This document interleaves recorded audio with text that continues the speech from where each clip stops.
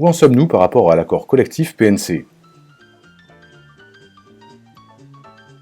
Il faut reconnaître que ce n'est pas forcément très clair pour tout le monde. Après plus d'un an de concertation et de négociation, la direction a proposé un texte à la signature au début juillet. À l'UNAC, nous considérons que ce texte n'est pas signable en l'état. Il acte certes des avancées, mais souffre de trop d'imprécisions et d'une carence de protection, notamment sur le moyen courrier.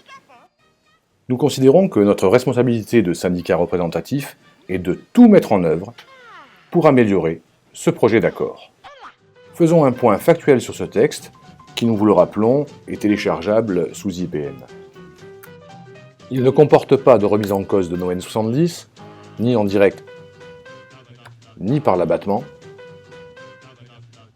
Il ne comporte pas non plus de remise en cause du GVT, donc c'est de l'avancement dans les échelons. Il n'est pas augmenté de 4 vols dérogatoires, et les compositions d'équipage long courrier ne sont nullement remises en cause. Notre accord est intégralement préservé, et ce texte comporte un certain nombre d'avancées sur des sujets comme la stabilité des plannings, les réserves, les journées de joker, la qualité du planning, et bien entendu une garantie sur l'emploi. À notre sens, les garanties données aux moyens courriers sont le point faible de ce projet de la direction. Il est donc indispensable de continuer à négocier sur ces points en particulier. D'autre part, le rédactionnel de ce texte est bien trop vague. Il comporte trop de conditionnels, trop d'études à mener, pour prendre le risque de se planter. Ce n'est qu'une fois que le texte sera consolidé que nous pourrons faire la pesée. Et c'est bien sur cette base, sur ce texte définitif, que nous aurons à nous prononcer.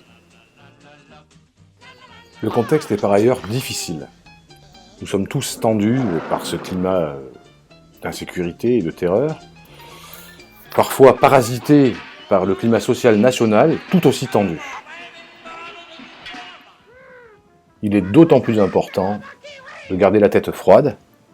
Nous avons un travail à effectuer, il est long, fastidieux, il se doit d'être précis, et nous avons jusqu'à la fin octobre pour le réaliser, l'échéance de notre accord collectif.